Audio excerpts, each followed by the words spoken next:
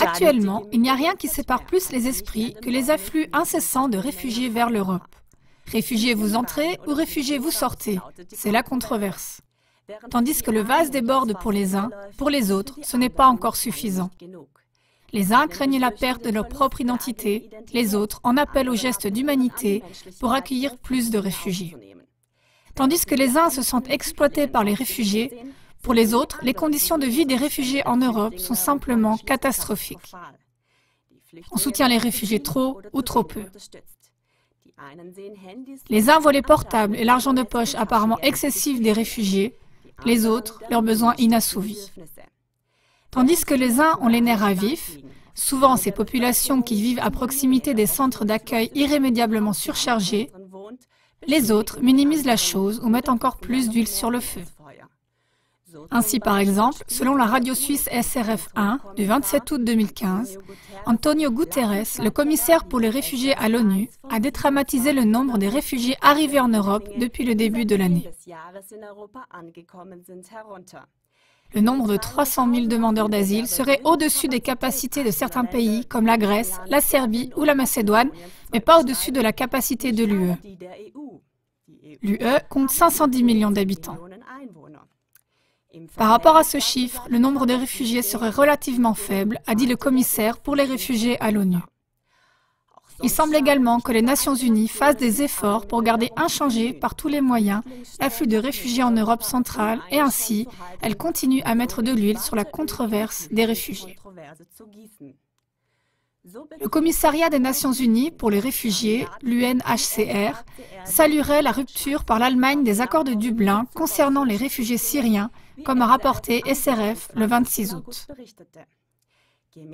Selon les accords de Dublin, tous les immigrants devraient passer la procédure de demande d'asile dans le pays de leur entrée. Les États d'Europe du Sud, surtout, comme l'Italie ou la Grèce, n'enregistrent plus vraiment depuis longtemps tous les migrants qui arrivent. Le fait que l'Allemagne, de son côté, ne refoule plus les Syriens montre que les accords de Dublin étaient plutôt un prétexte fictif pour pacifier les esprits. L'UNHCR continue ainsi. Nous apprécierions également si d'autres États comme la Suisse se décidaient à des mesures semblables. Mais l'exemple du Danemark montre qu'il y aurait vraiment encore d'autres possibilités que d'accueillir des réfugiés de manière illimitée ou que de les refouler sans retenue et ainsi continuer à enflammer le conflit des réfugiés. SRF 1 en a parlé dans les informations de 8 heures le 27 août. D'un côté, on essaie de diminuer l'attrait pour de faux demandeurs d'asile qui ne peuvent pas être comptés au nombre des véritables réfugiés et qui aimeraient venir en Europe en leur donnant moins d'argent pour vivre. D'un autre côté, on motive les migrants à l'intégration. Celui qui suit un cours de langue pour mieux apprendre le danois recevrait une allocation supplémentaire. Le Parlement aurait voté oui à cette réforme du droit d'asile à une courte majorité. Selon SRF 1, le gouvernement danois essaye donc de calmer les esprits de la controverse européenne au sujet de l'asile. D'un côté, en dissuadant ceux qui ne sont pas prêts à se laisser ajuster aux conditions danoises. D'un autre côté, en subventionnant davantage ceux qui cherchent l'intégration, par exemple en apprenant la langue danoise. La pratique montrerait que moins les réfugiés reçoivent d'argent, moins il y a de faux réfugiés.